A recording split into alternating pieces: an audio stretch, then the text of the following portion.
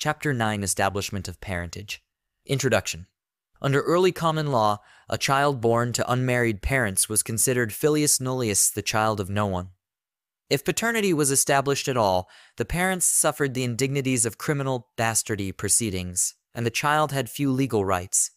Perhaps prodded by a soaring increase in births to unmarried parents, society began to recognize the social and fiscal costs of ignoring these children. Starting in 1968, the U.S. Supreme Court decided a series of cases that precluded discrimination against this population of children by states or the federal government without a compelling state interest. In 1973, the National Conference of Commissioners on Uniform State Laws, now the Uniform Law Commission ULC, approved the original Uniform Parentage Act UPA. The UPA 1973 declared equality for parents and children without regard to the parents' marital status. Congress also has grasped the importance of paternity establishment.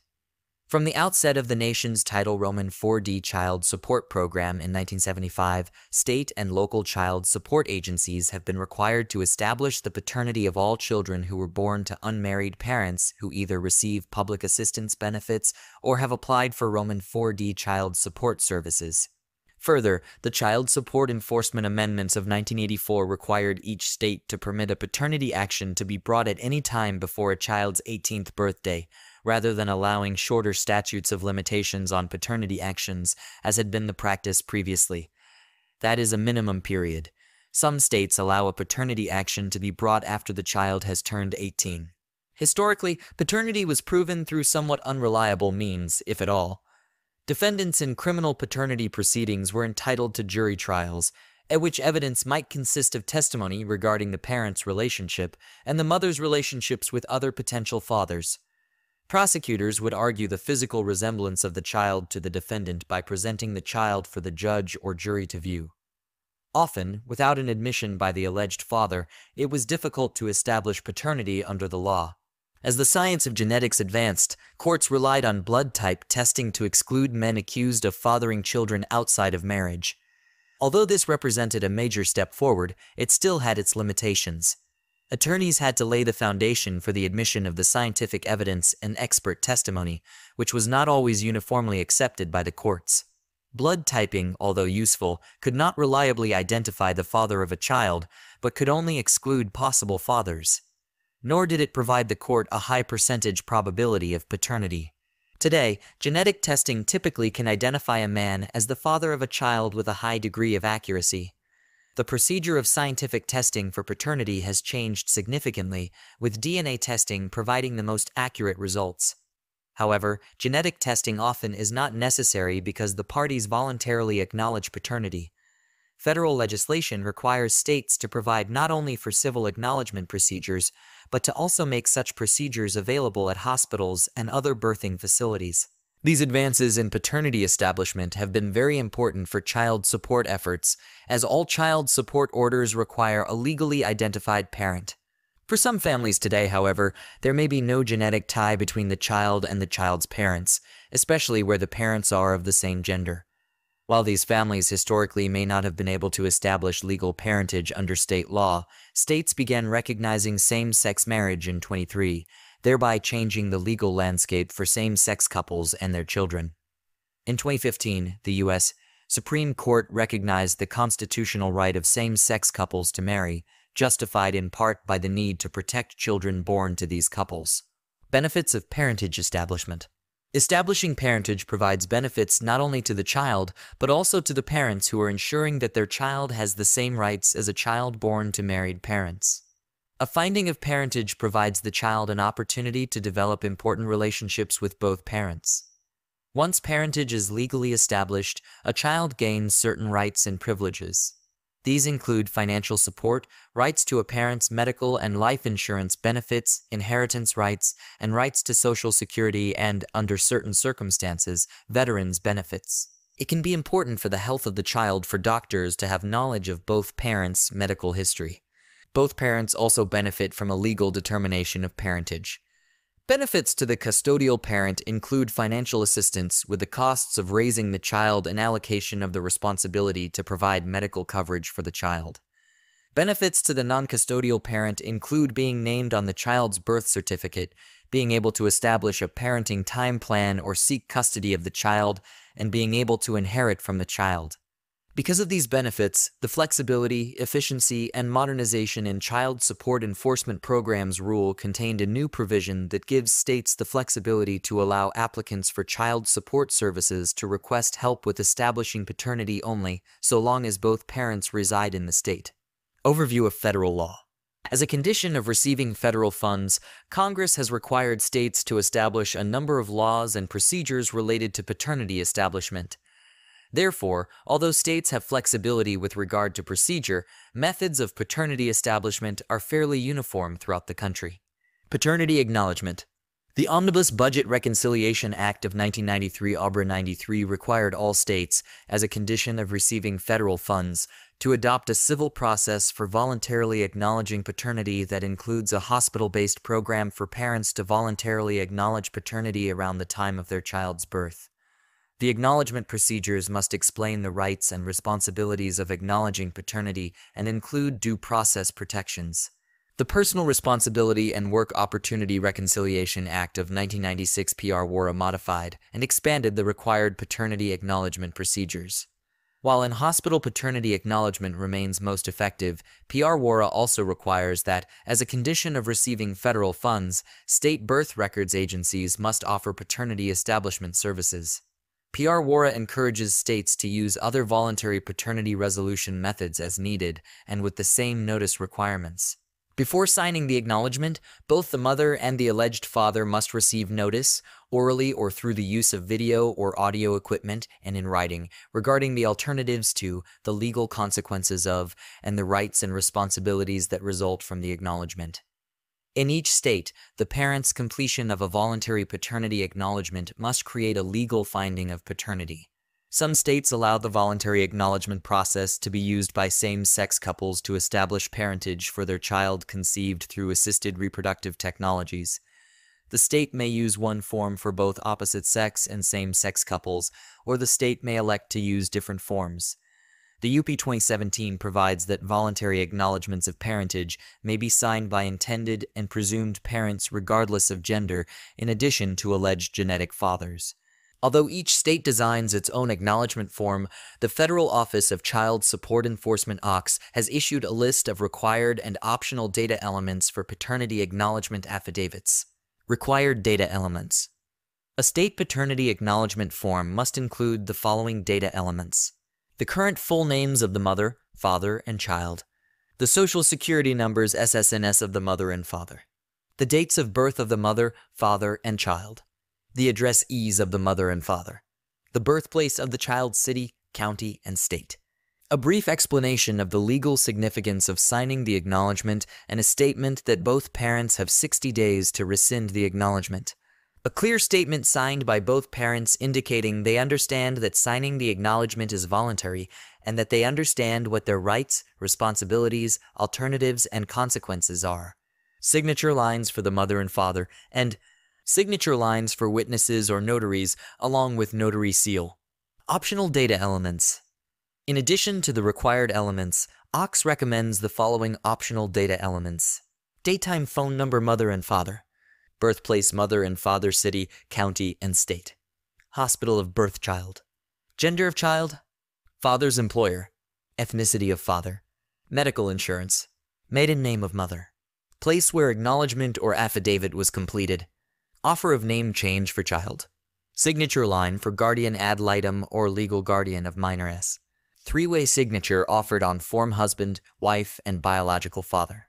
An advisory to parents that they may wish to see legal counsel or obtain a genetic test before signing, and a statement concerning the custody status of the child vis-a-vis state law. A signed, voluntary paternity acknowledgement is considered a legal finding of paternity subject to the right of any signatory to rescind the acknowledgement within the specified timeframes. The finding of paternity by acknowledgement will remain in effect unless either signatory rescinds their acknowledgement within the earlier of 160 days, or to the date of an administrative or a judicial proceeding relating to the child, including a proceeding to establish a support order in which the signatory is a party. Beyond that, a party must file a proceeding in court to challenge the acknowledgement and must base such a challenge on fraud, duress, or material mistake of fact. The person challenging the acknowledgement has the burden of proof, and the court, except for good cause shown, cannot stay a signatory's support obligation during the contest.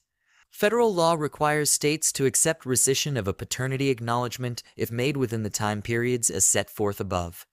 However, states are divided on how this is done. Some states opt for a simple administrative procedure for rescission, others require formal judicial action. Both methods usually require notice to the other signatory. The rescinding party might be required to file a petition to determine parentage and order genetic testing. If the father's name already appears on the child's birth certificate as a result of the acknowledgement, a court order granting the rescission will permit the Vital Statistics Agency to change the birth certificate and remove the man's name from the birth records. In addition to the basic requirement that a voluntary acknowledgement becomes a legal finding of parentage unless rescinded, states must give full faith and credit to an out-of-state voluntary acknowledgement of paternity signed in another state according to the other state's procedures. As a condition of receiving federal funds, states must also bar judicial or administrative proceedings to ratify an unchallenged acknowledgement of paternity. Once signed, the acknowledgement must be filed with the state birth records agency.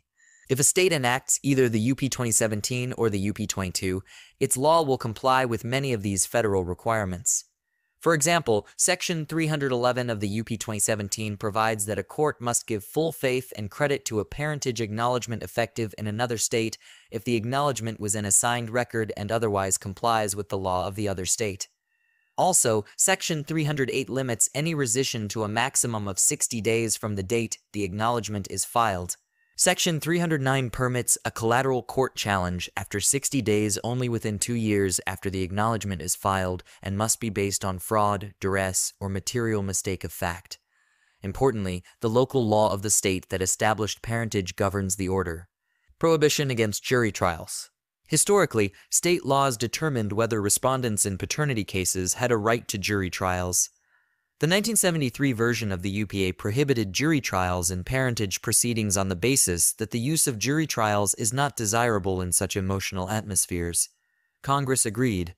P.R. Warra requires states, as a condition of receiving federal funds, to prohibit jury trials in contested paternity cases. Although some respondents denied jury trials have argued that this denial is in violation of their constitutional rights, courts have generally held that there is no constitutional right to a jury trial in a paternity case. Genetic testing. As a condition of receiving federal funds, P.R. Warra requires that states have procedures requiring that the child and parties submit to genetic testing upon request in any contested paternity case unless otherwise barred by state law. The party requesting the testing must make a sworn statement that either 1. Alleges paternity with a showing of a reasonable possibility of sexual contact between the parties, or 2. Denies paternity with a showing of a reasonable possibility of the non-existence of sexual contact between the parties. The court or state child support agency can compel genetic testing of the child and all parties. Genetic or DNA testing has revolutionized the identification of the father in paternity cases.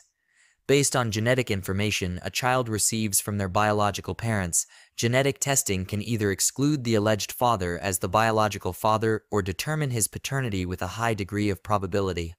A child receives one half of their genetic markers from the child's father and the other half from the mother. In evaluating a DNA test result, the initial determination is what markers the alleged father and mother share. The genetic marker not identifiable from the mother must come from the biological father. If the alleged father does not have that genetic marker, he is excluded. However, if he does, there is no exclusion. When first developed, attorneys for the alleged father routinely challenged the genetic test results in court, requiring the child support attorney to lay a strong foundation for its admissibility. Now, pursuant to federal law, states have laws requiring that genetic test results are admissible without the need for foundation testimony or other proof, unless an objection is made. States must require the admission of genetic tests into evidence upon a showing that the type of test is generally considered reliable by accreditation bodies, and the test was performed by a laboratory approved by such an accreditation body. The Secretary of the Department of Health and Human Services designates the appropriate accreditation bodies. States must also place a limit, based on either the date of the hearing or the date of receipt of the results, on the period during which a written objection can be filed to the admission of the genetic testing results. For a state to receive federal funds, its laws must set a threshold probability of paternity, above which the test results create a presumption of paternity, which can be either rebuttable or conclusive. In a Roman 4D case, the Child Support Agency may charge any individual who is not receiving assistance under Title Roman 4 TANF or Title Roman 19 Medicaid a reasonable fee for performing genetic tests, but the fee cannot exceed the actual costs of the tests. If paternity is established in a case where the agency ordered genetic tests, the agency must pay the cost of such tests, subject to reimbursement from the alleged father who denied paternity. If a party contests the results of the genetic testing, the Child Support Agency must have additional tests performed, but must require the requesting party to pay for the additional tests in advance. In an intergovernmental case, the responding state has the responsibility for establishing paternity and paying the costs it incurs, including the costs of genetic testing. At its election, it may seek a judgment for the costs of testing from the alleged father who denied paternity. Default. Federal law also requires, as a condition of receiving federal funds, that states provide for the entry of a default order in a paternity case upon a showing of service of process on the defendant and any additional showing required by state law. Depending on state law, the default order may be entered by a court or the Child Support Agency. When entering a default order, there are certain suggested practices that should be followed to ensure fairness and avoid having the order set aside. Make a finding that the respondent was served with proper notice of the proceedings. Make a finding as to jurisdiction. If asserting jurisdiction over a non-resident respondent, ensure there is a basis for long-arm jurisdiction under the Uniform Interstate Family Support Act UIFSA, Section 201. If the respondent is a service member, appoint counsel pursuant to the Service Members Civil Relief Act SCRA. Determine if the respondent is incarcerated. This information is available online in each state's court system, and establish follow-up procedures to document that the respondent received a copy of the default order. There are significant differences in state law and practice regarding entry of a default order. However, in all states, entry of a default order is considered a binding legal determination of paternity and may serve as the basis for a support order. Entry of a support order. To receive federal funding for its child support program, states must allow parties to move for temporary support in paternity cases while a judicial or an administrative determination of paternity is pending. Such support must be ordered if there is clear and convincing evidence of paternity based on genetic tests or other evidence. The tribunal should include the following in a temporary support order: a written finding of the basis of personal jurisdiction, a recitation of due process basics, an affirmative statement that no other support order exists, a finding as to how paternity is established. If the respondent is a member of the armed services, a statement that the provisions of the SCRA have been met or waived. If the respondent is not a service member, a finding of this fact in the order. Direction that the child support payment be made through the State Disbursement Unit SDU, and direction that both the custodial parent and the non-custodial parent must update address and employment information with the Child Support Agency. The tribunal should also ensure that copies of the order and applicable guideline worksheets are sent to the Child Support Agency and the parents to allow for timely appeals and reviews. Federal performance measures. Authorized by the Child Support Performance and Incentive Act of 1998, states receive incentive payments each fiscal year based on their collections and performance levels pursuant to 5 statutory performance measures: 1 paternity establishment, 2 child support order establishment, 3 collections on current support, 4 collections on arrears, and 5 cost effectiveness. States have the choice of being evaluated on one of 2 measures for their paternity establishment percentage PEP. Those measures are: Roman 4D paternity establishment percentage, the ratio that the total number of children in the Roman 4D caseload in the fiscal year who have been born to unmarried parents and for whom paternity has been established or acknowledged bears to the total number of children in the Roman 4D caseload as of the end of the preceding fiscal year who were born to unmarried parents. Statewide paternity establishment percentage, the ratio that the total number of minor children who have been born to unmarried parents and for whom paternity has been established or acknowledged during the fiscal year bears to the total number of children born to unmarried parents during the preceding fiscal year. Each year, OCS provides a report to Congress on each state's performance measures. Included in the information that states report related to paternity establishment are the number of births to unmarried parents in the Roman 4D caseload for the current or prior year, the number of Roman 4D paternity establishments or acknowledgments, and the number of statewide births to unmarried parents for the current and prior year. Uniform Parentage Act. As mentioned earlier, the OAK promulgated the Uniform Parentage Act UPA in 1973, reflecting then current societal views and technology. In response to dramatically changing genetic and reproductive technology, the OAK revised the UP in 2000 and 2002 to modernize the law for determining parents of children. The OAK revised the UP again in 2017 to address issues related to children born to same-sex couples, de facto parentage, assisted reproduction, and surrogacy. As a result, the UP 2017 contains gender-neutral language reflecting that parentage establishment may be for a man or woman. As of January 2021, Alabama, Delaware, Illinois, Maine, New Mexico, North Dakota, Oklahoma, Texas, Utah, and Wyoming have enacted the UP 2002, and California, Rhode Island, Vermont, and Washington have enacted the UP 2017. There is no federal requirement that states enact the UP. However, as model legislation, it provides direction to states in how to meet the federal requirements within PR-WARA. For example, both the UP 2017 and UP 22 provide a comprehensive structure for parentage acknowledgement and rescission, and require full faith and credit to acknowledgements executed in other states. They also provide that an individual will be identified as a genetic parent of a child if genetic testing complies with the provisions in the UPIA and the results show a probability of paternity of 99% or higher. The only exception is if the test is challenged by other exclusionary genetic evidence or genetic evidence establishing another individual as a possible genetic parent. Standing. The UP 2017 addresses standing to maintain a parentage action and provides that the following individuals and entities may initiate a proceeding to adjudicate parentage. The child. The mother of the child. An individual who is a parent under the UPA. An individual whose parentage of the child is to be adjudicated. The Child Support Enforcement Agency, an authorized adoption or child placing agency, or a representative authorized by law to act for an individual who would otherwise be entitled to maintain a proceeding, but who is deceased, incapacitated, or a minor. Establishment of parent-child relationship. Under the UP 2017, a party may establish a parent-child relationship between an individual and a child by an unrebutted presumption of parentage arising because the individual was married to the woman who gave birth to the child. An unrebutted presumption of parentage arising because the individual resided in the same household as the child for the first 2 years of the child's life and openly held out the child as the individual's child.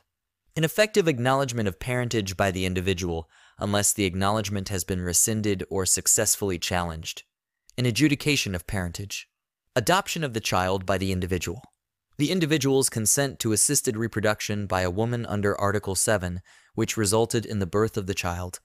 A valid gestational surrogacy agreement entered into by the individual that resulted in the birth of the child, or an adjudication confirming the individual as a parent of a child born to a genetic surrogate if the agreement was validated under Article 8. Historically, courts have usually not allowed an alleged genetic father to successfully challenge the paternity of a child born during the marriage of the mother to another man if the husband persists in the marital presumption of paternity. If the alleged genetic father does not assert parentage within 2 years of the child's birth, the presumption of parentage for the individual married to the woman who gave birth cannot be overcome. However, if the presumed parent never resided with the child and never held the child out as the presumed parent's child, the presumption may be overcome. Categories of parents. In the UPA 2017, the classification of parents reflects modern family structures and advances in the science of reproduction. The UP categories are 1 acknowledged parent, 2 adjudicated parent, which includes a de facto parent, 3 alleged genetic parent, 4 presumed parent, and 5 intended parent. Acknowledged parent. The UP 2017 defines acknowledged parent as an individual who has established a parent-child relationship under Article 3, which is the article governing voluntary acknowledgement of parentage. While the UP 22 permitted only alleged genetic fathers and presumed fathers to acknowledge paternity, the UP 2017 allows intended parents and presumed parents regardless of gender, in addition to the alleged genetic father, to acknowledge parentage. Adjudicated parent. An adjudicated parent is an individual who has been determined by a court with jurisdiction to be the parent of a child. The classification includes an individual adjudicated by a court to be a de facto parent after the individual demonstrated by clear and convincing evidence that all of the factors set forth in Section 609 of the UP 2017 were met, including that continuing the relationship between the individual and the child is in the best interest of the child. Alleged genetic parent. An alleged genetic parent is an individual who is alleged to be, or alleges that he or she is, a genetic parent or a possible genetic parent of a child whose parentage has not been adjudicated. Under the UP 2017, the term does not include a presumed parent, an individual whose parental rights have been terminated or declared not to exist, or a donor. Presumed parent. Under the UP 2017, presumed parent means an individual who under Section 204 is presumed to be a parent of a child, unless the presumption is overcome in a judicial proceeding, a valid denial of parentage is made under Article 3, or a court adjudicates the individual to be a parent. Section 204 sets forth 4 fact patterns that establish a presumption of parentage. 1 deals with a child born during a marriage, regardless of whether the marriage is or could be declared invalid. 1 deals with a child conceived during marriage but born after its termination, and 1 deals with a child born before a valid or invalid marriage, accompanied by other facts indicating the spouse is the child's parent. The 4th fact pattern creates a presumption if the individual resided in the same household as the child for the first 2 years of the child's life and openly held out the child as his own. Intended parent. An intended parent is an individual who manifests an intent to be legally bound as a parent of a child conceived by assisted reproduction. Marriage status and gender are not relevant. Both the UP 2002 and the UP 2017 require the individual to consent to conception by assisted reproduction in a record.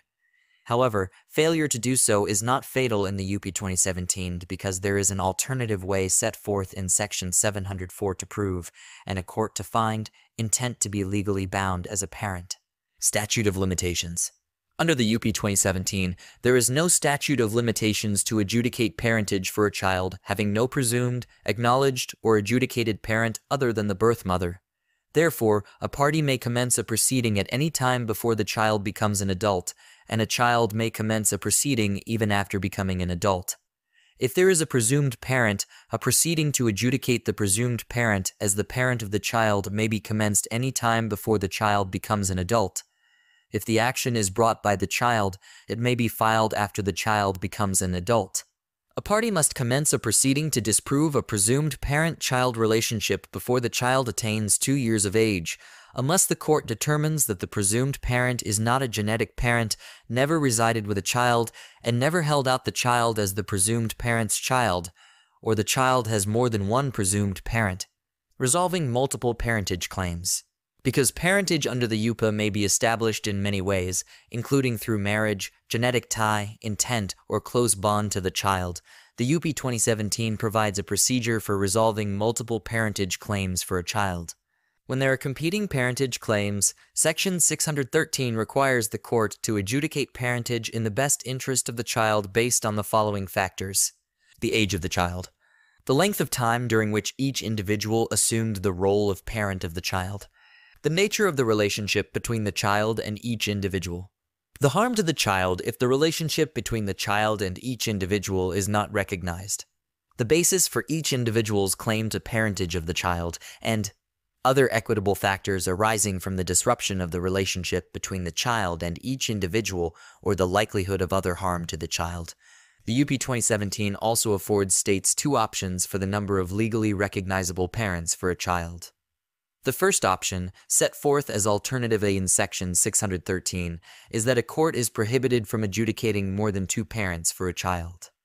The second option, Alternative B, provides the court discretion to adjudicate more than two parents for a child if the court finds that it would be detrimental to the child to recognize only two parents.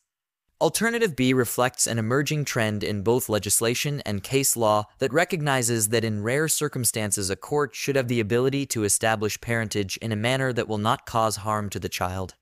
Practice issues.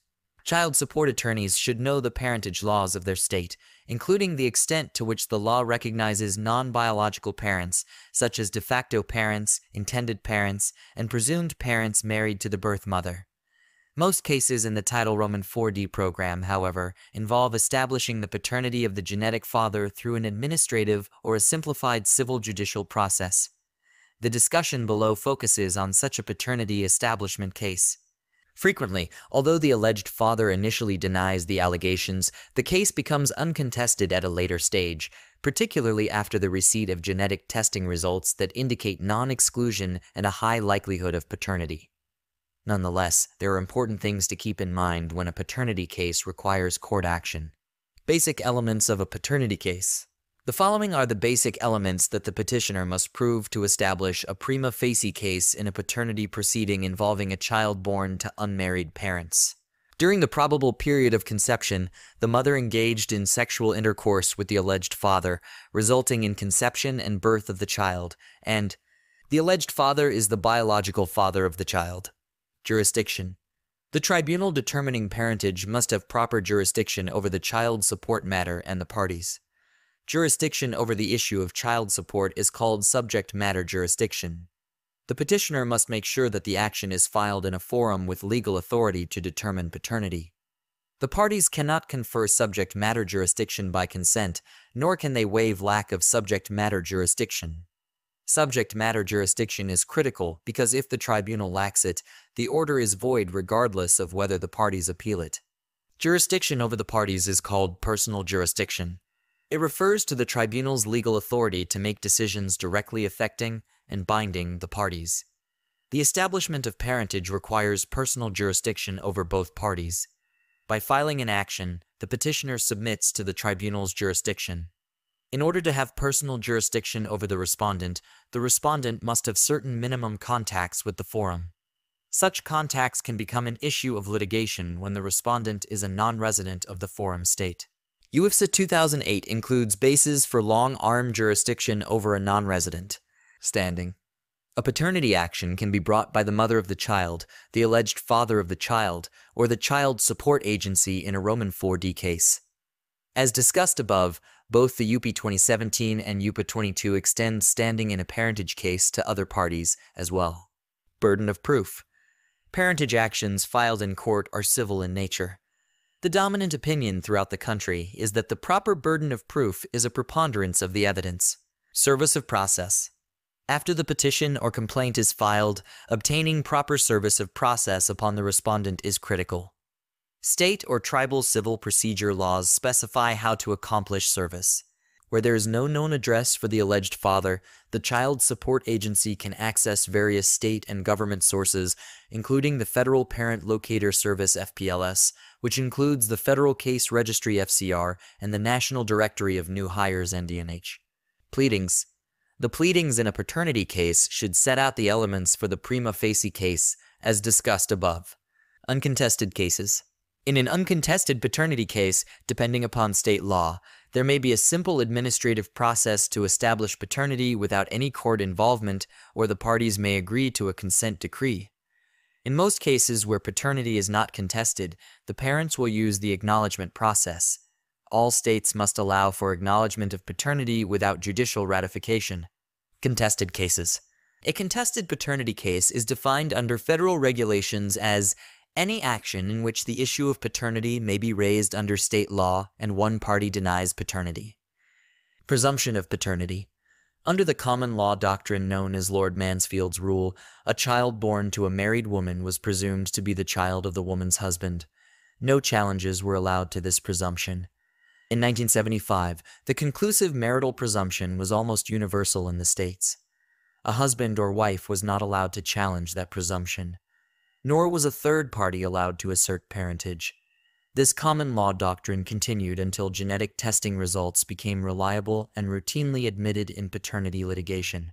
Increasingly, there are cases when an alleged genetic father, the mother, or the child support agency challenges the marital presumption, asserting that someone other than the husband is the father of the child. There also are cases where the presumed father, usually the husband, denies that he is the father. In the absence of statutory authority, some courts are unwilling to overcome the marital presumption of paternity. However, some courts are willing to overcome the marital presumption when genetic testing excludes the previously legally established father. Often a ruling on a genetic test request is the first step in opening Pandora's box. The best-known case involving the marital presumption is Michael H. v. Gerald D., a U.S. Supreme Court case reviewing California's presumption that a child born to a woman who is cohabiting with her husband is conclusively presumed to be the child of the marriage, unless the husband is impotent or sterile. In Michael H., the mother was living with her husband Gerald D. However, Michael H. was actually the child's biological father. The court considered whether the California presumption unconstitutionally infringed on the biological father's due process rights and, in a deeply divided plurality opinion, concluded that it did not. The court further held that the biological father had no protected liberty interest in the parental relationship, and that the state's interest in preserving the marital union was sufficient to support termination of his relationship with the child. State court decisions since Michael H. have varied. The Supreme Court of Oklahoma declared the marital presumption to be favored public policy, intended for the benefit of children born during the marriage. In Clark v. Edens, the court found the marital presumption conclusive, even though genetic testing showed that the man was not the child's biological father, and the man filed a divorce decree stating that there were no children born of the marriage. However, in Castro v. Lemus, the Supreme Court of Utah held that the alleged biological father had standing to file a petition to establish his paternity of a child born to a marriage. The question of whether a biological tie exists between the husband and child, which can now be accurately resolved through simple DNA testing procedures, continues to be a core consideration in actions to rebut the marital presumption. Further, the nationwide legalization of same-sex marriage calls into question the future of the marital presumption and the role that genetics-based considerations will play in the application of the marital presumption. Increasingly, states have passed legislation recognizing the right to challenge the marital presumption of paternity. The UP 2017 addresses the presumption of parentage in Sections 204 and 608. As discussed earlier, Section 204 lists 4 fact patterns that establish a presumption of parentage, 3 of which are based on marital presumptions. Section 608b provides that the presumption of parentage established under Section 204 cannot be overcome once the child attains 2 years of age if the mother and her spouse resided with the child, unless the child has more than one presumed parent. The presumption of parentage may be attacked by the mother, the presumed parent, or a third-party individual during this limited period, and the court will adjudicate parentage in the best interest of the child based on the factors set forth in Section 613a and b. The presumption of parentage may be challenged at any time if the presumed parent never resided with the child, never held out the child as their own, and is not the genetic parent. Paternity by estoppel. Depending upon the facts of a case, courts have held that a man is barred by estoppel from challenging paternity. As defined in Black's Law Dictionary, estoppel is a bar that prevents one from asserting a claim or right that contradicts what one has said or done before or what has been legally established as true. There are 2 types of estoppel. Collateral estoppel prevents a repeated legal action for an issue already decided in a prior proceeding, and equitable estoppel prevents a person from challenging a status they previously accepted. The common law doctrine of estoppel requires the following 3 elements: a misleading representation by a party sought to be estopped, reliance on the representation by another party, and prejudice caused by the reliance. If a party denies paternity in a legal proceeding and requests genetic testing, the other party or the court may raise estoppel in response. In such a circumstance, the court has several options. Decide that paternity was previously established and there is no right to genetic testing. Dismiss the action if the court finds that the current action is inappropriate, or permit genetic testing. Reluctant to disturb existing parent-child relationships, courts have estopped denials of paternity from presumed or established fathers. Courts have also held mothers to be estopped from denying paternity of presumed or adjudicated fathers. In Cashapp v. PCS, the court went through an extensive review of the legal doctrines of both presumption of paternity and paternity by estoppel. The mother in the case had sought child support from the biological father of her child. The biological father responded with a motion to dismiss, relying upon the mother's intact marriage at the time of the child's birth as establishing a presumption of paternity, and on the husband's assumption of parental responsibilities as implicating paternity by estoppel. The trial court granted the biological father's motion to dismiss the support action, finding that the presumption of paternity was controlling and, alternatively, that the husband should be regarded as the child's father based on paternity by estoppel. That decision was upheld on appeal to the Superior Court, which concluded that the presumption of paternity had been destroyed in the minds of the parties in the case by the knowledge of the true biological father, but that the doctrine of paternity by estoppel supported the trial court's dismissal. The mother appealed to the Pennsylvania Supreme Court. The Pennsylvania Supreme Court allowed the appeal to consider the application of the doctrine of paternity by estoppel in the particular case, and more broadly, its continuing application as a common law principle. The court noted that the common law doctrine of equitable estoppel involves a legal determination that it is in the best interests of the child to continue to recognize the husband as the father of the child. Genetic test results are not controlling. The court held that there remains a role for paternity by estoppel. It supported the position of the American Law Institute's Principles of Family Dissolution that endorses the application of paternity by estoppel to a person who has lived with the child since the child's birth, holding out and accepting full and permanent responsibilities as parent, as part of a prior co-parenting arrangement with the child's legal parent. To raise a child together, each with full parental rights and responsibilities, when the court finds that recognition of the individual as a parent is in the child's best interests, the court concluded that the operative language was the best interest of the child. What is determinative is not the longevity of the parental relationships, but an individualized focus on the particular child in the case. The court remanded the case to the trial court for testimony on the child's relationship with the husband. We do not believe a court should dismiss a support claim against a purported biological father based on an estoppel theory vesting legal parenthood in another man without the latter being brought before the court at least as a witness.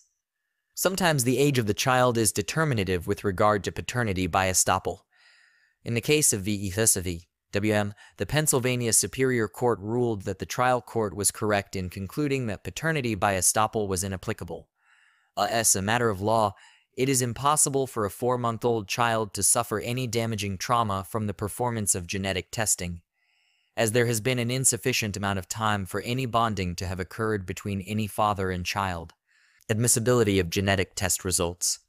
As discussed in the section on genetic testing, if paternity has not been established, states must have laws requiring that genetic testing be ordered at the request of either party in a contested paternity case.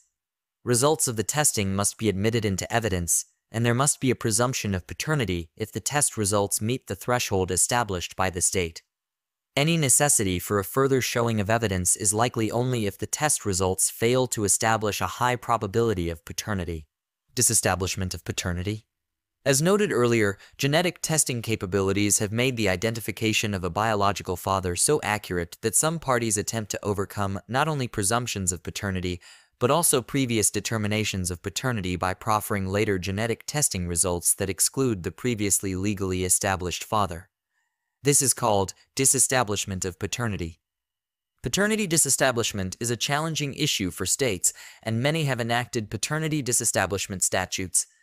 Such legislation permits a man to challenge his previously established paternity by presenting genetic evidence excluding him as the biological father. Some of the statutes limit the time period in which the challenge may be raised. Some of them require an appointment of a guardian ad litem on behalf of the child. Many of them require the court to consider the best interest of the child in deciding whether to allow the disestablishment of paternity. For adjudicated parents, the UP 2017 references other state law governing a collateral attack on a judgment. For acknowledged parents, Section 309 discusses challenges to an acknowledgement of parentage, which constitutes a legal determination of parentage. After the 60-day rescission period permitted by PR WARA, This section allows a signatory of the acknowledgement to commence a proceeding to challenge the acknowledgement within 2 years from when it is filed with the agency maintaining birth records. However, the only basis for the challenge is fraud, duress, or material mistake of fact. In the absence of statutory guidance, whether courts allow the disestablishment of paternity depends on the facts of the case and the weighing of competing interests. These competing interests include stability of the family, especially a marital family, right of the child to know their biological father, right of the child to keep a relationship with the father they have known, duty of the biological father to support a child, and the perceived unfairness that a non-biological father should support a child that is not his. Right of a non-biological father to continue to raise a child he is always believed to be and held out as his own. Finality of judgments. Societal concerns against leaving a child fatherless. If paternity is disestablished, courts generally do not order the child support agency or the mother to return child support already paid. However, they usually do relieve the obligor from future current support and arrears. There are no federal regulations that govern disestablishment of paternity. As noted by Ox, for the most part, paternity disestablishment is a state rather than a federal issue, and the direct federal interest relates to the impact of these laws on state Roman 4D programs. Although state law or practice is unique, child support attorneys should consider the following guidance regarding paternity disestablishment. There is no federal requirement that child support agencies provide services to non-custodial parents who seek to disestablish paternity. Federal funding is available for genetic testing in Roman 4D paternity disestablishment cases in which paternity was established, but is now contested in accordance with state law. If a state requires genetic testing in every case of a child born to unmarried parents, federal Roman 4D funding is only available for genetic testing in Roman 4D cases. A court may not require genetic testing before accepting a voluntary acknowledgement in a Roman 4D case. A state paternity disestablishment law requiring that a support order be vacated and arrearages owed under that order also be vacated if paternity is disestablished does not violate 42 U.S.C. 666-9, otherwise known as the Bradley Amendment. Ethical considerations. As in any other area of child support practice, a child support attorney must be aware of the potential ethical problems when establishing paternity. The American Bar Association's Abay Model Rules of Professional Conduct and Code of Judicial Conduct were adopted by the Abay House of Delegates in 1983 and serve as a model for ethics rules for all states except California. These rules define the attorney-client relationship and address how an attorney should interact with an unrepresented person. The Roman 4D attorney should always reveal to both the custodial parent and the alleged father the nature of the attorney's representation. Most states have statutes or bar ethics opinions stating that the Roman 4D attorney represents the state rather than either parent. It is important to advise both parties that they have the right to seek independent counsel. In Ussery v. Gray, the Texas Court of Appeals reviewed a claim that the state attorney should be disqualified in a paternity suit against a man who previously had the services of not only the state, but the same state attorney in his pursuit to collect child support from the man's ex-wife. The court concluded that the state attorney did not need to be disqualified. If both parties sign a voluntary paternity acknowledgement in the presence of a child support attorney, it is important that the attorney ensure that both parties are first fully informed of their rights, as well as the legal consequences and liability that will arise from the execution of the document.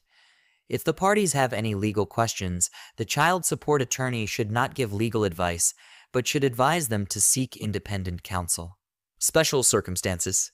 There are situations that may be present in a parentage case and require special treatment. Unavailability of alleged father. The UP 2017 allows a court to order genetic testing of the alleged genetic parent's relatives if the alleged parent is unavailable for testing. These relatives include the parents of the alleged genetic parent, a sibling of the alleged genetic parent, another child of the alleged genetic parent and the woman who gave birth to the other child, and another relative of the alleged genetic parent necessary to complete genetic testing. To issue such an order, the court must find that the need for genetic testing outweighs the legitimate interests of the individuals sought to be tested. For good cause shown, the UP 2017 also authorizes genetic testing of a deceased individual. According to the comment, this section provides authority for a court with jurisdiction to adjudicate paternity to order disinterment of a deceased individual. Even if a state has not enacted the UPA, if the alleged father is deceased, it may be appropriate for the child support attorney to file a motion for testing, particularly if the body has not yet been buried or if genetic material from the alleged father remains as a result of an autopsy, for example. If necessary, the attorney can request an exhumation. As this is a very sensitive area and could be very difficult for the surviving family, the attorney should consider whether there is any less intrusive means available to establish paternity before making such a request. The attorney should also balance the advantages to be gained for the child, such as survivors' benefits against the consequences of not determining paternity, when deciding whether to proceed with a posthumous paternity determination. State law will govern how to serve the executor of the decedent's estate with pleadings for genetic testing in order to establish paternity of one who is deceased. State law will also govern who is standing to initiate an action for posthumous paternity establishment. Assisted reproductive technologies art. Modern assisted reproductive technology art has led to legal questions regarding maternity and parentage. Conception can now occur through the use of donor sperm, donor eggs, gestational surrogates, or genetic surrogates. If a woman gives birth to a child conceived using sperm from a man other than her husband, she is the mother and her husband, if any, is the presumed father. However, the man who provided the sperm might assert his biological paternity, or the husband might seek to rebut the marital presumption of paternity by proving through genetic testing that he is not the genetic father. Similarly, assisted reproduction may involve the eggs from a woman other than the mother, perhaps using the intended father's sperm, perhaps not. Theoretically, it is even possible that, absent governing legislation, the mother could attempt to deny maternity based on her lack of genetic relationship. Finally, many couples employ a common art procedure that combines sperm and eggs to form a prezygote that is then frozen for future use. If the couple later divorces or one of them dies, absent legislation, there are no clear rules for determining the parentage of a child resulting from a prezygote implanted after divorce or after the death of the would-be father. Clearly, these are all issues on which courts seek guidance. Article 7 of the UP22 addressed these questions, and the UP 2017 made few substantive changes to Article 7. Assisted reproduction. Article 7 of the UP 2017, assisted reproduction, applies only to children born as the result of assisted reproduction technologies. A child conceived by sexual intercourse is not covered by the article, regardless of the alleged intent of the parties. Section 702 of both the UP 2017 and UP 22 provides that if a child is conceived as the result of assisted reproduction, the donor, whether of sperm or egg, is not a parent of the resulting child. When the birth mother and an individual give their signed consent in a record to assisted conception with the intent to be the child's parents, they are the legal parents of the child born to as a result. Surrogacy agreements. Prior to the UP 2002, there was no single standard statutory scheme regulating surrogacy agreements. In some states without legislation, a case is judge-specific. The Massachusetts Supreme Judicial Court in Culleton v. Beth Israel Deaconess Med. CTR had to decide the legal effect of a gestational agreement case without statutory law. Some states enforce surrogacy agreements, some states ban them, and other states permit enforcement under the circumstances of the specific case. The UP 2002 addressed this issue by the enactment of Article 8. Recognizing the controversial nature of surrogacy agreements, the drafters of the UP 22 nevertheless thought it was critical to clarify the status of children born each year pursuant to such agreements. Article 8 is an optional article, so states may enact the UP without enacting this article. Because very few states chose to enact Article 8 when they adopted the UP 2002, the UP 2017 significantly amended Article 8 to reflect current surrogacy practice. Article 8 continues to be an optional article for states adopting the UP 2017.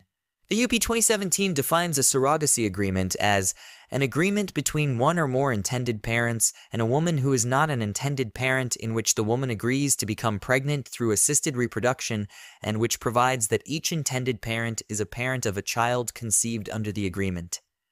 While the UP 22 did not distinguish between surrogacy agreements, the UP 2017 provides two categories: a genetic surrogacy agreement and a gestational surrogacy agreement. The UP 2017 defines a genetic surrogate as a woman who is not an intended parent and who agrees to become pregnant through assisted reproduction using her own gamete under a surrogacy agreement. In contrast, a gestational surrogate is a woman who is not an intended parent and who agrees to become pregnant through assisted reproduction using gametes that are not her own, again pursuant to a surrogacy agreement. Section 802 provides the eligibility requirements for both the potential surrogate and the intended parents. Section 803 sets forth the requirements for the execution of the agreement, such as independent legal representation. All of the following must be parties to the agreement: the prospective gestational or genetic surrogate, her spouse if she is married, and the intended parents. Section 804 outlines requirements for the content of the agreement. Specifically, the agreement must provide that the intended parents will be the exclusive parents of any child born pursuant to the agreement, while the surrogate and her spouse, if married, have no claim to parentage, unless the surrogate terminates the agreement or the child was not conceived by assisted reproduction.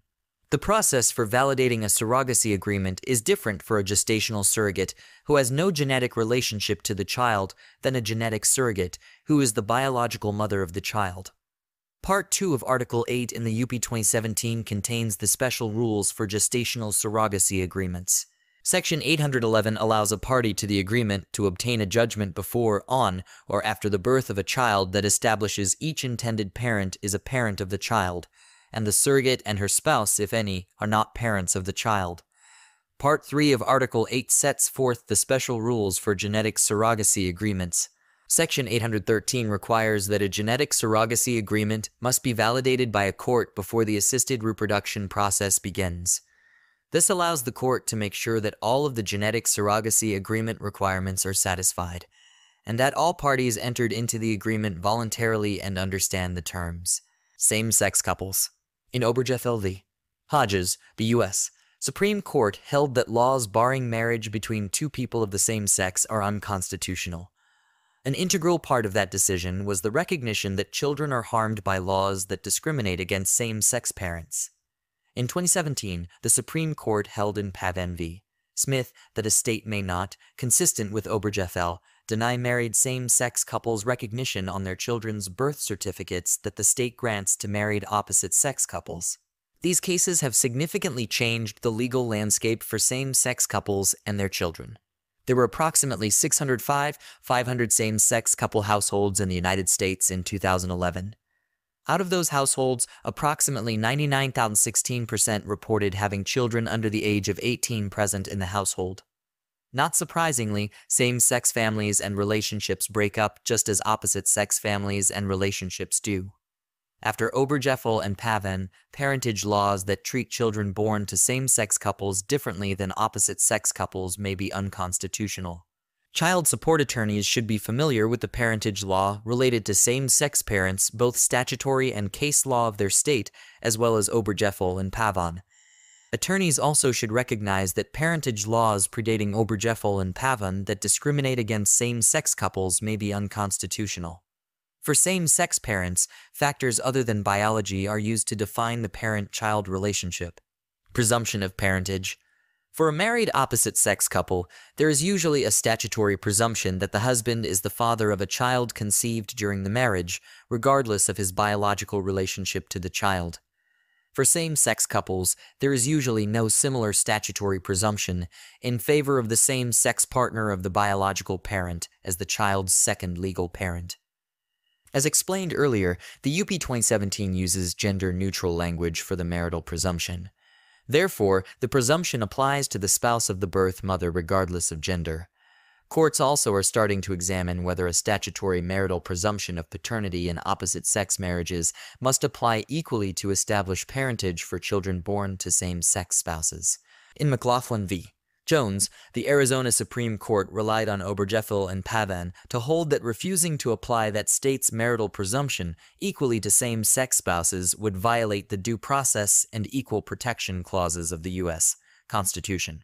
Even before Obergefell and Pavan, some courts applied a presumption of parentage in a same-sex relationship in order to establish legal parentage. One such case is Alyssa B. v. Superior Court of El Dorado County. In this California case involving a lesbian couple, One woman gave birth to a son, and the other gave birth to twins. The women lived together as a family and held the children out as their own, but did not sign a domestic partnership agreement nor formally adopt each other's children. After the couple separated, the mother of the twins began receiving public assistance, and the child support agency sought support from her former partner. The former partner denied a support duty, arguing that she was neither the biological nor legal parent of the twins. The court noted that the defendant had resided with the twins in her home and held them out as her own. Applying the presumption of paternity in the UPA, the court found that the defendant was the parent of the twins. Intent to establish parent relationship. As explained earlier, the UP 2017 recognizes an intended parent as having manifested an intent to be legally bound as a parent of a child conceived by assisted reproduction. Similarly, courts may look to the intent of the parties in determining whether there is a legal support obligation in a same-sex relationship. For example, in a Florida case involving a woman who had donated her ova, which was then fertilized and carried by her former partner, the Supreme Court of Florida found that the woman who had donated her ova was the legal mother of the child and not a donor. In making that finding, the court held that the Florida statute related to assisted reproductive technology art was unconstitutional. In requiring an egg or sperm donor to relinquish any claim of parental rights, it accepted cases of a commissioning couple, defined as the intended mother and father of a child who will be conceived through art using the biological material of at least one of the intended parents, and fathers who have executed a preplanned adoption agreement. However, it made no exception for same-sex couples where there was a similar intent to parent. The court found the statute violated the due process and equal protection clauses by denying same-sex couples the statutory protection against the automatic relinquishment of parental rights that it afforded to heterosexual unmarried couples seeking to utilize the identical assistance of reproductive technology. The court concluded that the biological mother in this case was the intended parent and had participated in raising the child and therefore had a fundamental constitutionally protected right to parent her child. De facto parentage. In many states, if an individual can establish that he or she has developed a strong parent-child relationship with the consent and encouragement of a legal parent, the individual may be recognized as a legal parent. The terms used to describe the legal parent vary and include de facto parent, psychological parent, in loco parentis, and parent by estoppel. The UP 2017 provides a procedure and lists the elements necessary for a court to declare an individual to be a de facto parent. Section 609 requires the individual claiming to be a de facto parent to demonstrate by clear and convincing evidence that the individual resided with the child as a regular member of the child's household for a significant period, engaged in consistent caretaking of the child, undertook full and permanent responsibilities of a parent of the child without expectation of financial compensation, held out the child as the individual's child, and established a bonded and dependent relationship with the child which is parental in nature, and another parent of the child fostered or supported the bonded and dependent relationship. The individual also must show that continuing the relationship is in the child's best interest.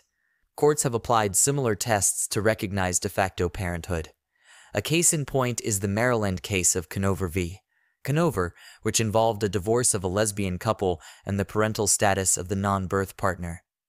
The state's highest court overruled prior case law to recognize the doctrine of de facto parentage. Although Maryland statutory law was silent on de facto parenthood, the court held that recognition of the doctrine would serve to effectuate the best interests of the child in the face of differing notions of family and to provide certain and needed economical and psychological support and nurturing to the children of our state. The factors for a court to consider in deciding whether to declare someone a de facto parent are rooted in the well-settled best interest of the child determination. Voluntary acknowledgement of parentage.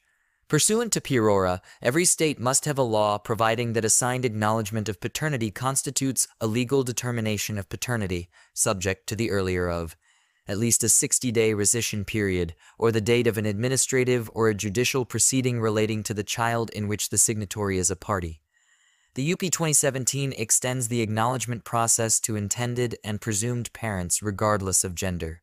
In 2017, Nevada similarly extended the acknowledgement process to same-sex couples wishing to establish parentage for their children. Intergovernmental cases. Complications that exist in determining parentage in a contested case when the child is born to a same-sex couple multiply when the parties live in different jurisdictions. Establishment of parentage. UIFSA allows the establishment of parentage in an intergovernmental case. In a two-state proceeding, the law of the responding state applies to determine parentage and the support duty.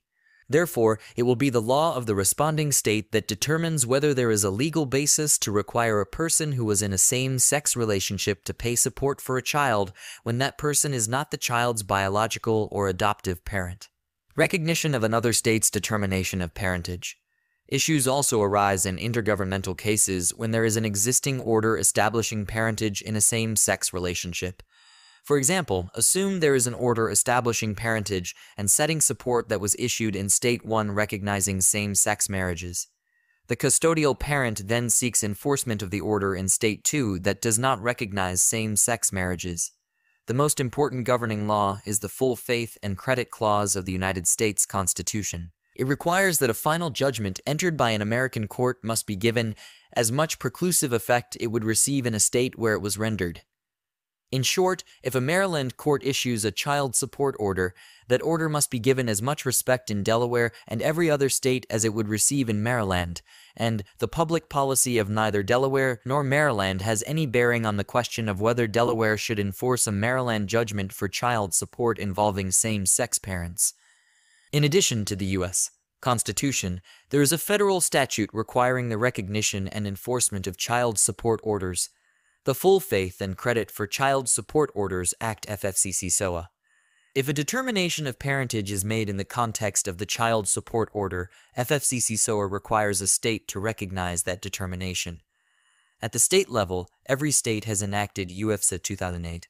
Section 315, Non-Parentage as Defense, provides, a party whose parentage of a child has been previously determined by or pursuant to law may not plead non-parentage as a defense to a proceeding under this act. What if there is an acknowledgement of parentage, but no court order establishing parentage? As discussed earlier, a signed voluntary acknowledgement constitutes a legal determination of parentage, subject to a 60-day rescission period. In the absence of a successful challenge during that time period, other states must give the acknowledgement of parentage full faith and credit. Intergovernmental cases.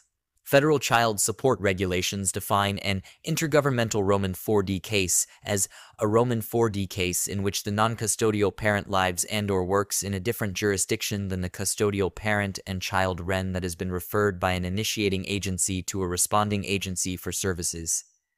An intergovernmental Roman 4D case may include any combination of referrals between states, tribes, and countries, as well as cases where a state has asserted authority over a non-resident under long-arm jurisdiction. As with almost any other aspect of the child support program, intergovernmental paternity cases can present a particular challenge to the child support attorney. The act that applies in U.S. states to the establishment of parentage in intergovernmental cases is UIFSA 2008. Interstate cases. UIFSA 2008 has a broad definition of state. It includes not only a U.S. state, the District of Columbia, Puerto Rico, the United States Virgin Islands, and any territory or insular possession subject to U.S. jurisdiction, but also an Indian nation or tribe.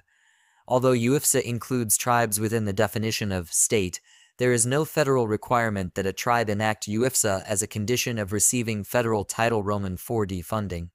Within UIFSA 2008, 4 provisions are particularly important in paternity cases. Section 201 contains long-arm provisions, which allow a state to assert personal jurisdiction over a non-resident individual. Pursuant to Section 201, in a proceeding to determine parentage, a tribunal may exercise personal jurisdiction over a non-resident individual if 1. The individual is personally served within the state. 2. The individual submits to the state's jurisdiction by consent, by entering a general appearance, or by filing a responsive document that has the effect of waiving any contest to personal jurisdiction. 3. The individual resided with the child in the state. 4. The individual resided in the state and provided prenatal expenses or support for the child. 5. The child resides in the state as a result of the acts or directives of the individual. 6. The individual engaged in sexual intercourse in the state, and the child may have been conceived by that act of intercourse. 7. The individual asserted parentage in the putative father registry maintained in the state, or 8. There is any other basis consistent with the constitutions of the state and the United States for the exercise of personal jurisdiction. A child support attorney should review the facts of a case before the agency files an action asserting long-arm jurisdiction in order to ensure that use of the long-arm statute is appropriate. Section 315, Non-Parentage as Defense, is also relevant. It provides that a party whose parentage of a child has been previously determined may not plead non-parentage as a defense in the UFSA proceeding. If the party wants to challenge parentage, the party must do so in the issuing state. According to the comments to Section 315. Arguably, this section does no more than restate the basic principle of res judicata. However, there is a great variety of state law regarding presumptions of parentage and available defenses after a prior determination of parentage. As long as a proceeding is brought in an appropriate forum, this section is intended neither to discourage nor encourage collateral attacks in situations in which the law of a foreign jurisdiction is at significant odds with local law.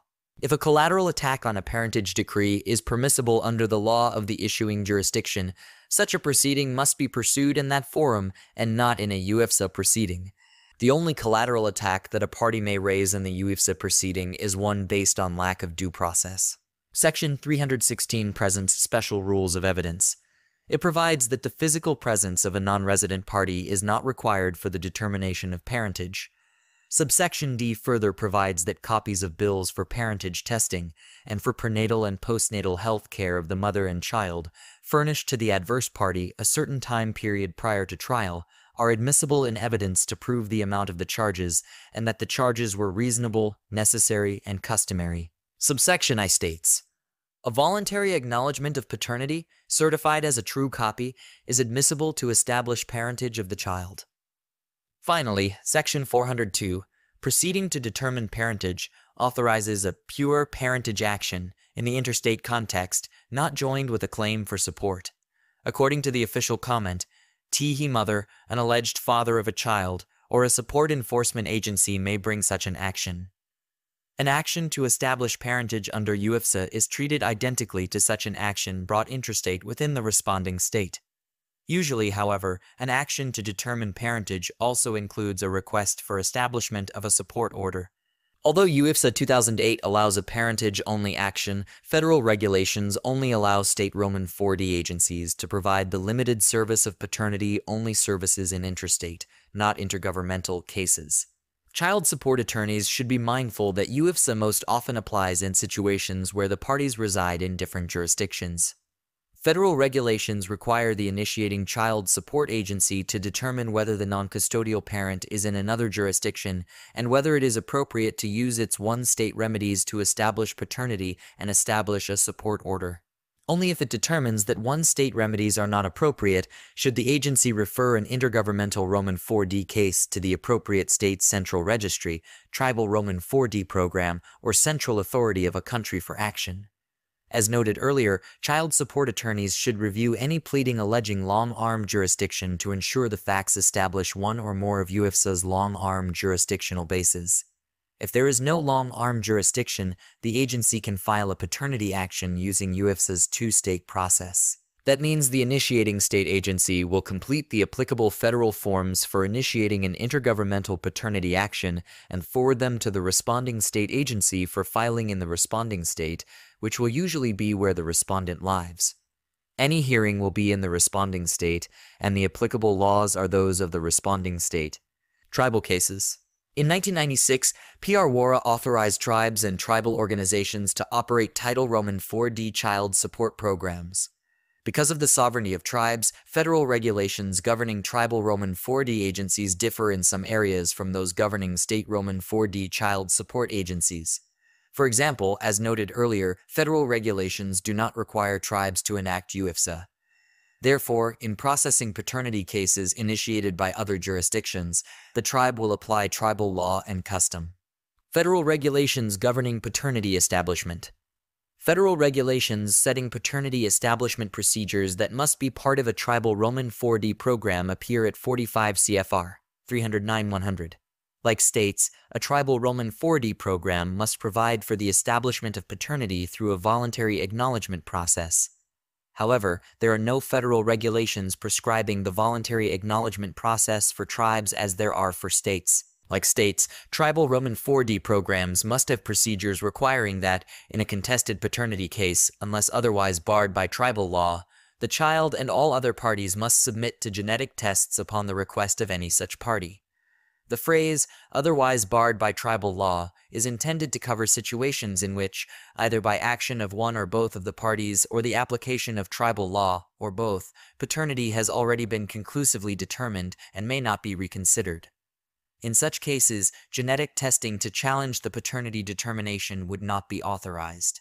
A tribal Roman 4D plan must provide for the establishment of paternity by the process established under tribal law, code, and/or custom. Federal regulations expressly state that establishment of paternity pursuant to a tribal Roman 4D program requirement has no effect on tribal enrollment or membership. However, in reality, paternity establishment can affect enrollment if a tribe's enrollment process requires a birth certificate and/or descent line. In such circumstances, if a man's name is on the birth certificate, the child can be enrolled into the tribe regardless of whether the name is on the certificate due to a paternity adjudication, a default paternity order, or a paternity acknowledgement, and regardless of whether the man is the child's biological father. Enrollment may also be what drives a request for paternity establishment after the death of the alleged father. In some circumstances, the Department of Interior may also determine the issue in a probate proceeding involving Indian trust land. Therefore, child support attorneys and caseworkers need to remember the importance of paternity establishment for potential tribal children. Reuniting Native American fathers and their children is important for several reasons. Knowing who and where the father is obviously affects the children and other family members who want to reclaim kinship ties. In Native American culture, fathers are expected to provide food and shelter for their families. They are also traditionally viewed as teachers, guides, role models, leaders, and nurturers. As noted, for some tribes, determination of paternity may also be a step toward tribal enrollment. Tribal membership has a direct effect on federal benefits for which the tribe may be eligible. Membership also has implications for legal jurisdiction, inheritance of restricted or trust lands, and voting rights. In developing regulations that govern tribal Roman 4D programs, the federal government recognized that tribes may provide for the legal determination of paternity, not only pursuant to laws, but also pursuant to custom and religious practice. Such regulations define tribal custom to make it clear that the term means unwritten law that has the force and effect of law. Tribes that do not receive federal Roman 4D funding may also provide forums for the establishment of paternity. They do not need to meet federal Roman 4D regulatory requirements. Full faith and credit. Pursuant to the Full Faith and Credit for Child Support Orders Act, states and tribes are required to recognize and enforce valid child support orders. If such orders are premised on a finding of paternity, the state or tribe must honor such paternity findings. Personal jurisdiction. Assuming subject matter jurisdiction, tribal codes typically assert personal jurisdiction in a civil action over any person who is a member of the tribe. There may be limits to the exercise of civil jurisdiction over a non-member Indian or non-Indian. For example, the 3 affiliated tribes of Fort Berthold Reservation, North Dakota limit civil jurisdiction in domestic relations cases to actions involving enrolled members of the tribe. Tribal codes usually also assert personal jurisdiction over persons who are present, domiciled, or a resident on the tribal reservation or other tribal lands. Some codes specifically address non-Indians in that context. For example, the Tribal Code of Keweenaw Bay Indian Community of Elance Indian Reservation, Michigan states the following. Any person, whether Indian or non-Indian, and whether natural or created by law, who is found within the territorial jurisdiction of this court as defined by Section 1501, shall be subject to the jurisdiction of this court. Non-Indian persons, by their residence, employment, or by their participation in any other activity within the territorial jurisdiction of this court implicitly consent and submit to the provisions of this code and the jurisdiction of this court. Ch. 151502. If the respondent is a non-resident, many tribal codes have long-arm statutes authorizing the assertion of personal jurisdiction under circumstances similar to state long-arm statutes. The definition of residence was raised in the case of Father v. Mother, No. 3 Mash. 204 Mashantucket Pequot Tribal Court 1999. Denying the defendant's motion for relief, the tribal court in Connecticut found that it possessed exclusive subject matter jurisdiction over a paternity and custody action brought by the member father if the child was residing on the reservation at the time the original action was begun. The mother, a non-member Indian who lived in the state of Virginia, had argued that the child did not reside on the reservation. She characterized the child's 10-month stay there as a visit. In ruling that the child was a resident of the reservation, the court rejected the historically gendered and sexist rules of the Western common law that presumed the child's residence was that of the mother's. Rather, it looked to tribal law with its focus on the well-being of the tribal member children. The family relations law and child protection law does not require a tribal member child to have resided on nation lands for any minimum amount of time before this court may exercise its jurisdiction over him or her. In tribal law, this is not an unusual omission. The lack of a requirement that residency be of a minimum duration reflects the special ties of Native Americans to their ancestral homelands and reservations, and to the tribal history, culture, and extended family relations that are alive there. Thus, for the Native American, the reservation is unlike any other place on the face of the earth. Subject matter jurisdiction. Establishing paternity when any party or the child is a Native American tribe member presents unique issues that the attorney must consider. State provisions for establishing paternity make no distinction between members of an Indian tribe and other individuals. They apply to any person who is subject to the jurisdiction of the state. It is important to keep in mind, however, that Indian tribes are sovereign nations. As such, they have subject matter jurisdiction over issues involving paternity where one of the parents or alleged parents is a tribal member. Whether subject matter jurisdiction to establish paternity lies in the state court, the tribal court, or concurrently in both courts depends on several factors. Such factors include the application of Public Law 280, where conception occurred, whether a party is receiving public assistance, whether the parties are tribal members, and where the parties reside. General facts to remember. Whether a child support attorney is a tribal program attorney or a state program attorney, the attorney should keep in mind the following. Tribal sovereignty. Each tribe is a sovereign government that possesses inherent authority to govern its own people, lands, and business entities. Tribal codes laws. Many tribes have their own codes and laws, including domestic relations and child support codes. Regardless of whether the tribe operates a federally funded Roman 4D program, the tribe may issue child support orders. Tribal custom. Federal regulations define tribal custom as unwritten law that has the force and effect of law within a particular tribe. Appropriate forum. On occasion, both tribal and state courts share concurrent jurisdiction. The child support attorney should decide whether the tribal or state court is the appropriate forum to hear the paternity matter in question. Cooperation.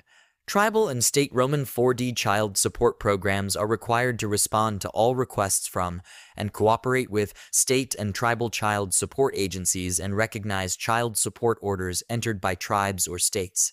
International cases. Parentage establishment may also arise in cases where one parent or the child lives in another country. These are cases for which a child support agency will likely request an attorney's assistance. On August 30, 2016, President Obama signed the U.S. Instrument of Ratification of the 27 Hague Convention on the International Recovery of Child Support and Other Forms of Family Maintenance. The United States deposited its Instrument of Ratification with the Ministry of Foreign Affairs of the Kingdom of the Netherlands on September 7, 2016. As a result, the convention entered into force for the United States on January 1, 2017. The Hague Child Support Convention contains several provisions specifically relevant to parentage establishment. The provisions of this convention shall apply to children regardless of the marital status of the parents. In relation to applications under Chapter Roman 3 of the Convention, central authorities must take all appropriate measures to provide assistance in establishing parentage where necessary for the recovery of maintenance. A creditor in a requesting state seeking to recover maintenance under the Convention may file an application for establishment of a decision in the requested state where there is no existing decision, including where necessary the establishment of parentage. The attorney needs to be aware of 3 limitations under the Convention regarding parentage establishment.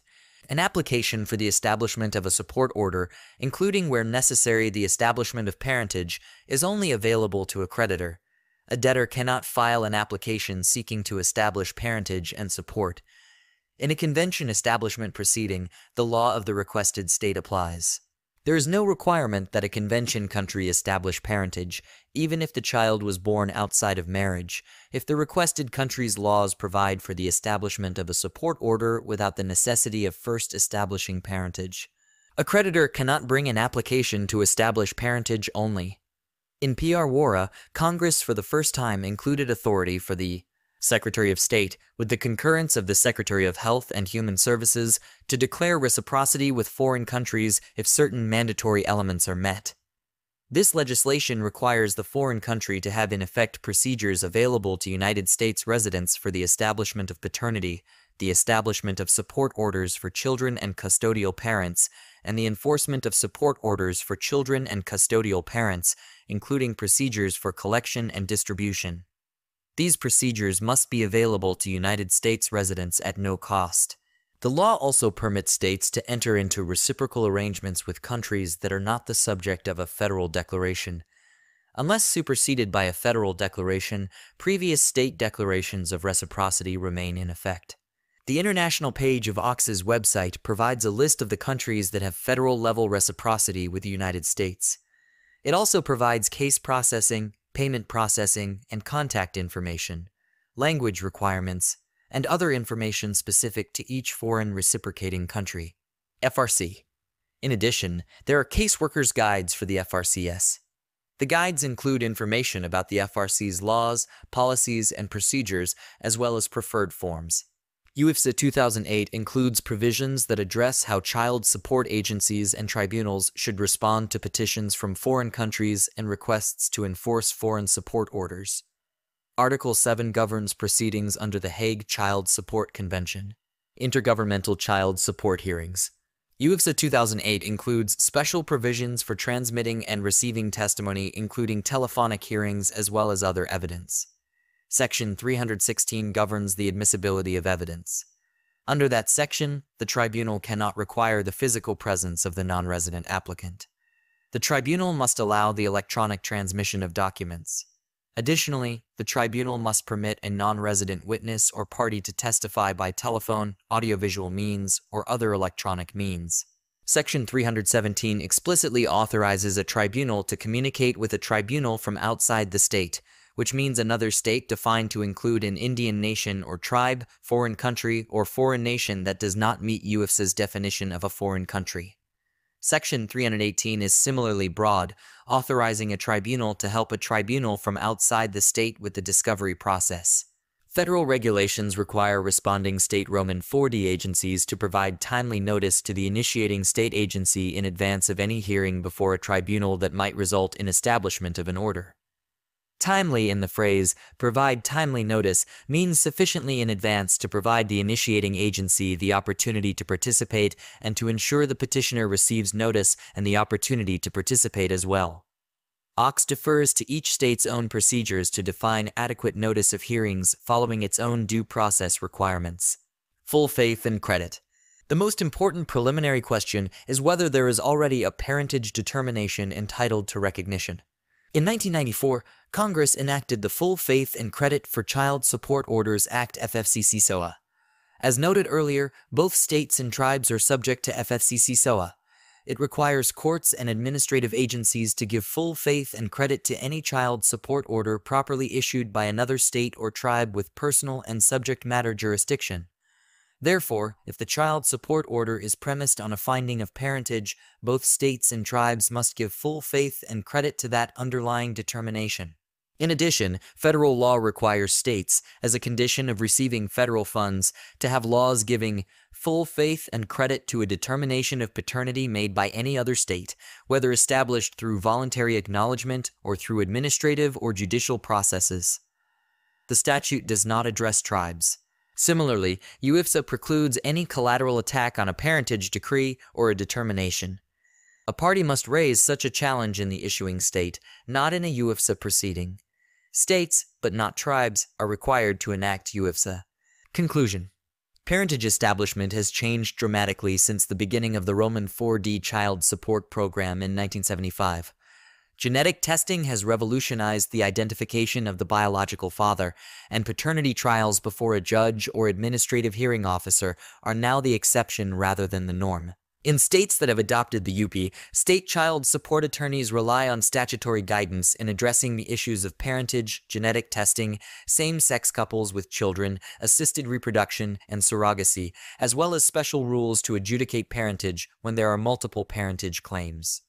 In states that have not adopted any version of the UP, child support attorneys must keep abreast of continually evolving statutes and case law related to parentage establishment for non-traditional families.